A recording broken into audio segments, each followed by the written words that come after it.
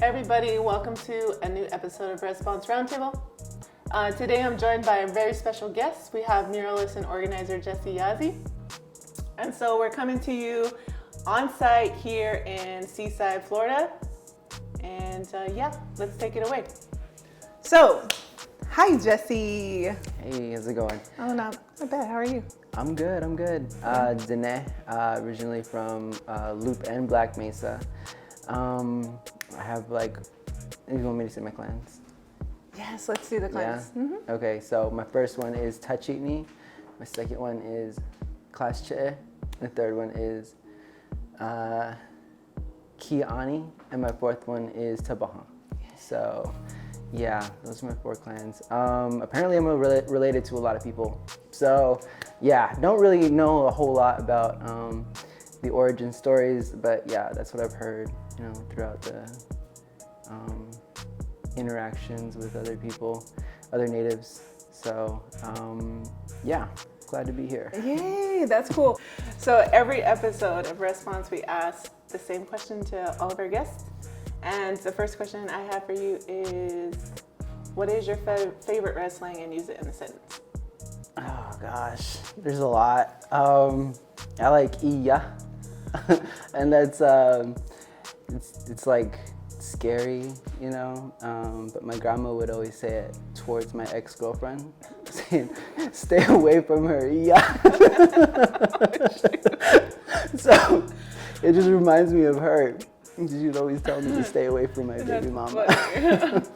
Yeah, I remember you had used that when we were traveling, right? Yeah. And I was like, hey, in Mojave, we say that as I don't know. So I was like, where is that at? Yeah, I don't know. That's crazy. I didn't know that. Internet. Okay, so my next question is, what is your favorite res food or res snack? There is a couple, but I would have to say my favorite is pickles with Kool-Aid. Yeah. Yes, that's my favorite too. Yeah, specifically from Loop store, because I don't know what, I've tried to do it in the city and it just doesn't taste the same. I don't know. You gotta try Piccadilly. That's the Gila River, Salt River thing, I think. But my first time having a Piccadilly, which is like pickle slush, was at Gila River Indian Community. I've actually seen it sold as Kool-Aid pickles because it got so popular. Kool-Aid actually put their logo on it, but it did not taste like it. Dang. Oh, and they used to sell those at Sonic, right? Yeah, I think they sell pickle slushes at Sonic. Really? Yeah. I didn't know that. Okay, anyway, yes, thank you for sharing. I was thinking about when we first met. So just a little bit of backstory. Jesse and I first met on a project ran through Roosevel Row. So he was a finalist on a project called Uncontained, based in Phoenix, Arizona. So yeah, I'm so glad to have you here. And I just want you to share a little bit about your story, because you just mentioned right now you didn't know a lot about, your clans and where you came from. So what's been going on here? What's been going on in the last 6 months? Well, back in January, I ended up winning the Uncontained mural project, and I painted my mural. It's about 20 feet by 8 feet in the center of downtown in the Arts District, and got a lot of good feedback. Ended up getting on the cover of the Arts and Entertainment section for the Arizona Republic, and got featured on NPR, and ever since then it's just been a ripple effect of different opportunities coming my way. Right now I'm actually completing my 5th mural, and I have 2 collaborations with pretty prominent artists in the Phoenix area, and I have more opportunities to come, and that's all stemming out of that very first mural. And that's a huge feat for a person like me. Yeah. Because 10 months ago, I was on Florence West, Arizona State Prison Complex. And I spent just a little bit over 8 years inside, and learned a lot, met a lot of Native American people that have been there for a lot longer than me. And they were some of the very first people to teach me about culture and what it meant to be proud of who you are. And they taught me a lot about, respect and discipline and following through with what you say that you're gonna do. And the type of values that I learned in there just snowballed inside of a person like me, that really didn't have much to come, really didn't have much to look forward to. Right. So bringing that on the outside, I'm seeing that everybody that I've interacted with is like really, really thirsty for that type of drive and motivation and ambition inside of, especially inside of a Native American. The doors are really open for natives that really want to walk through it. When did it all start? But when did you get that feeling of this is what I want to do, that beginning part? Because I feel like you've been doing art forever, yeah, right? But something switched and something changed, right?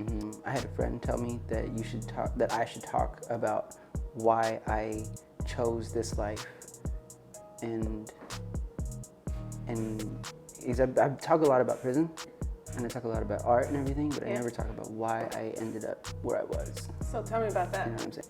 Well, as a kid, I grew up in a really crazy home. I actually suffered from PTSD from the trauma that I faced as a child. My father, he was a cocaine addict and a crack addict.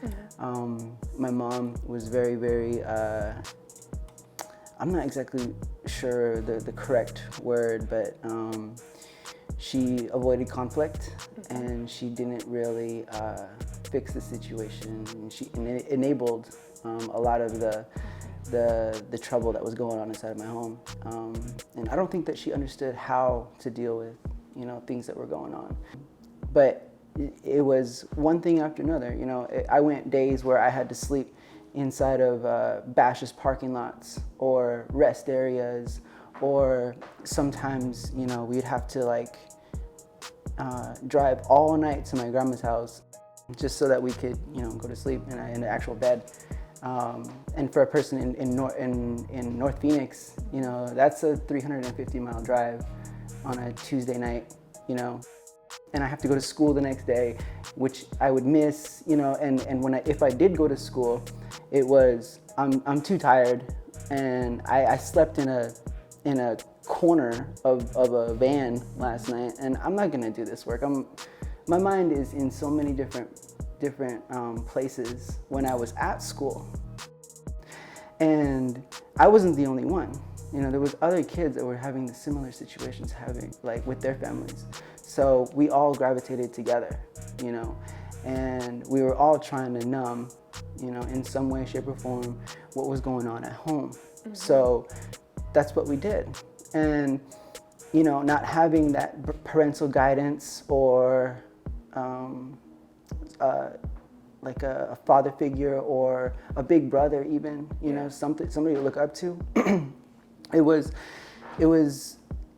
like I had to figure out how to do everything on my own, and so I did end up going down a path that was sort of rutted out for me, from my dad, and come to find out later, it was actually rutted out for him because of his dad, and so it's a generational curse, and it was just repeating itself over and over and over again. And now I'm starting to see that inside of my daughter's life, and I'm actually starting to remind myself of my dad, and so all of this was sort of like a perfect storm in a sense, which made me take, doing drugs or drinking or robbing people or taking what, I could while I could, to the nth degree. And I ended up in a really bad place for a really long time. Yeah. And I was running around with a really dangerous crowd. And, looking back on it nowadays, a lot of them are either dead or they're in prison. So the only people that are still left are people that had kids or had some type of rude awakening to really like shake them out of that cycle. But for the majority of them, you know, they're not that lucky. In all of that, like where did art kind of fit into that? My brother. So my brother he's the type of person who's super funny. He's like a teddy bear, you know what I mean? Like super comfortable to be around. And he would draw. And he's the type of person where like he doesn't go to school, he doesn't, you know, do any type of extracurricular activity or anything, but when he draws, he's the best, you know? And I've told people this before, but it's like he draws as if it's the best thing in his life, because it is, you know? And he started doing graffiti, and he started, you know, drawing portraits, and I don't know, I really, really gravitated toward him just because he was my big brother. Yeah. But when he did art, I started to really pick it up, and you know, I adopted it for myself. You know, there's a bunch of things that I adopted from him. Yeah. And then moving forward too, like how did that all fit in? So that was like how it started, right? You're like introduced to that. Yeah. Now. Well, I mean, it started to progress because I started to go to jail and I was hungry. I mean, you can draw out here and it doesn't really mean much, but if you're a good artist inside of jail or prison, that's money, you know? And if you don't have the type of family support like a person like me, then you need to hustle, you know? So a job here turns into food, and you get enough of those jobs together and your skill goes up, you know? So for a person like me, I had a line for 5 years straight, you know? And so every single day I was progressing and progressing and progressing and progressing. And getting paid was a byproduct, you know? Getting popularity all over the yard, that wasn't even my goal, you know?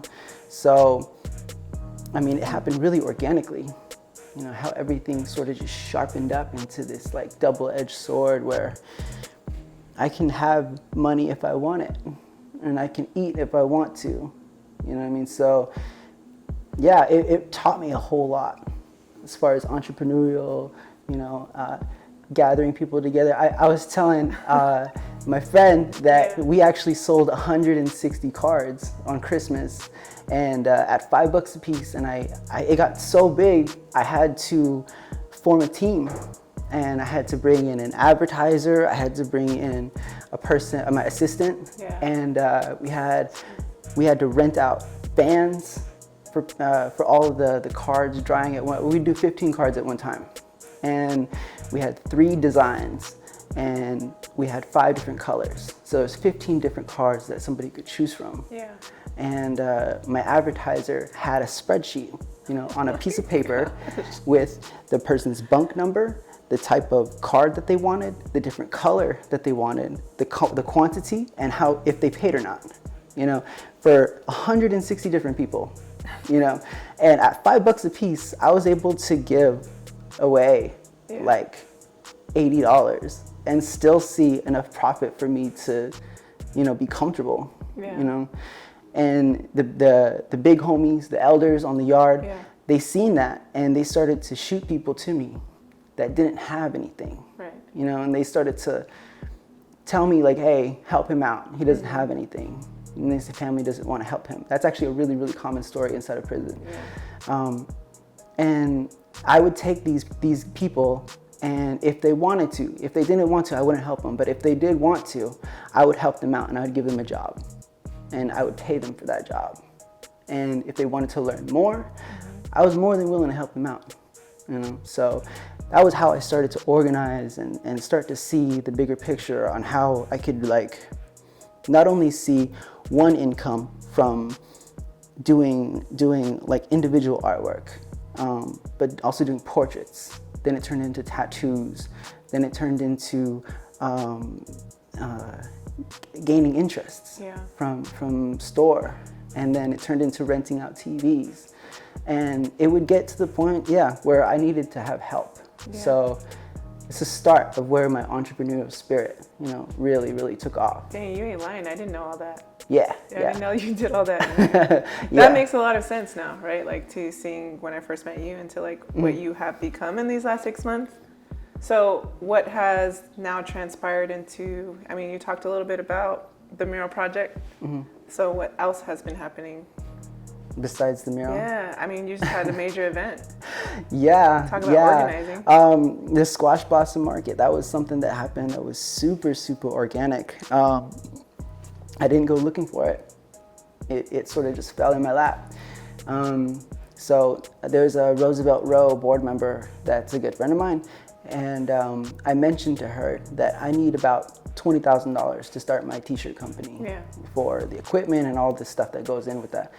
But I told her that what we do, you know, as natives, you know, we make food and we sell it. Right. You know, that's what my grandma did, and that's like what I know. So I thought a good starting point would be to just sell fry bread. Yeah. And it started with that, just fry bread.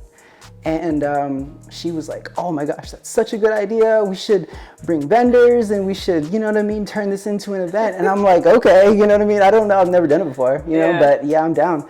And so it went from just a fry bread sale to having 11 vendors, prominent vendors, I should mention, 3 dancers, actually 4 dancers, a drum group, a DJ, a full-on taco sale, and just a lot of hard work. And it really came together perfectly. Right. It was the perfect size, 3 hours. It was amazing. It was a lot of work. Yeah. It was a lot of work.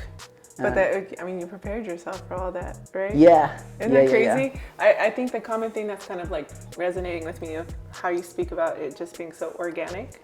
Yeah. Yeah. I think that I like that a lot. And then also the entrepreneurial mindset. Like those are 2 things that are like sticking out to me. And I think the last thing that really like draws me to you is your willingness to help others around you, right? And so what do you feel is in store for you now moving forward? I honestly feel like having a successful t-shirt company that's in the mainstream media is not a dream anymore. Before it would seem like having a nice car with a house and a t-shirt company and painting murals. I mean, that seemed like a dream, you know, like it was never gonna be, I could never get that. It was not attainable. But, you know, going through the mural projects and then getting into the paper and all of the things that followed, as well as the squash blossom market, it's becoming a goal now, and not so much a dream. And I really do feel like, you know, a successful t-shirt company in the very near future. I think that's what's gonna happen.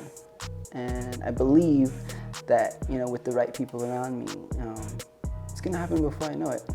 And I don't have any doubt in my mind that I'm gonna be successful, but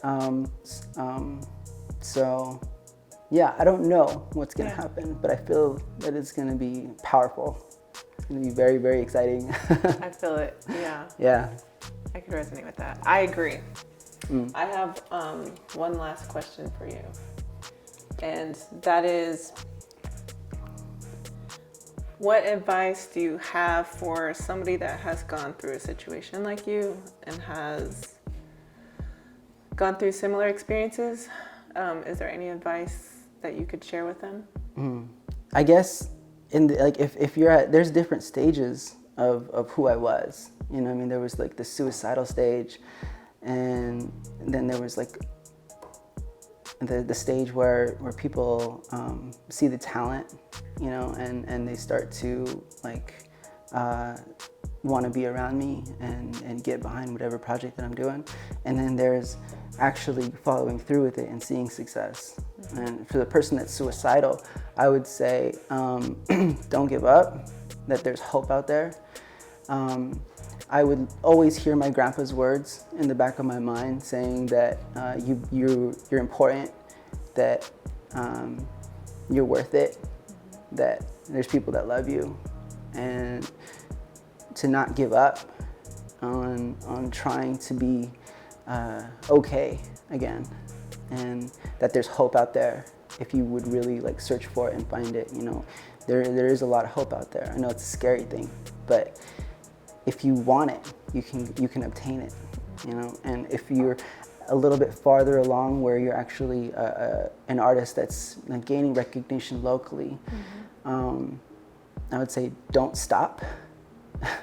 There's a really powerful quote that inspired me a long time ago, and that was, what you should be doing is at the corner of passion and talent.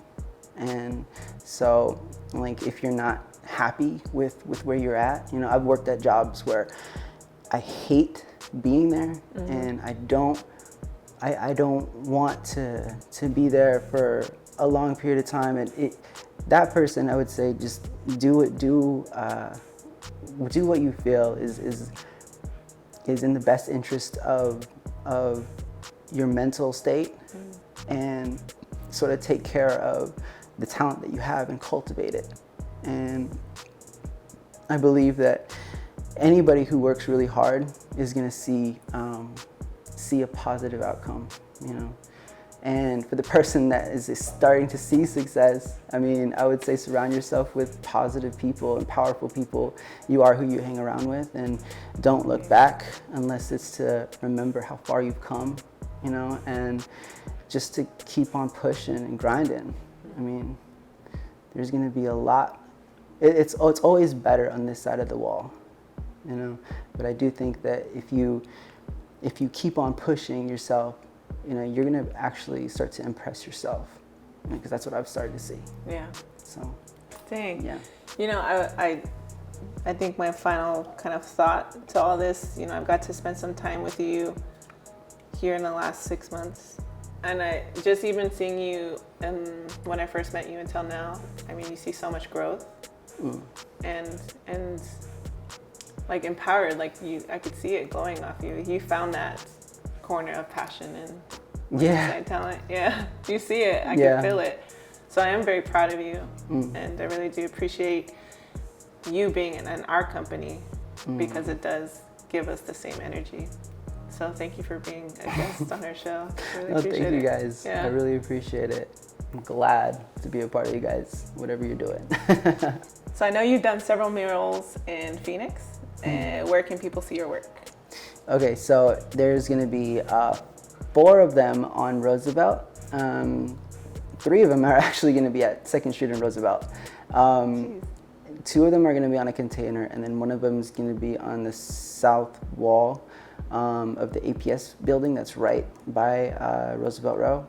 And on 5th Street in Roosevelt, there's another mural that's down there on the Artisan Village. And if you go to 7th Street in Indian School by the canal, I have another mural over there for the Phoenix Mural Project. Nice. And coming soon, you're going to be able to go to 5th Street and Mill Avenue in downtown Tempe, and you're going to be able to see another piece there that I pull up. So yeah, also you can check out my Instagram at jesse.yazzie, or go to my website, jesseyazzie.com. And yeah, I'll be updating. You guys want to follow along? Thank you. Yeah. Thank you everybody for tuning in for Response Roundtable. We'll see you next Wednesday for another episode.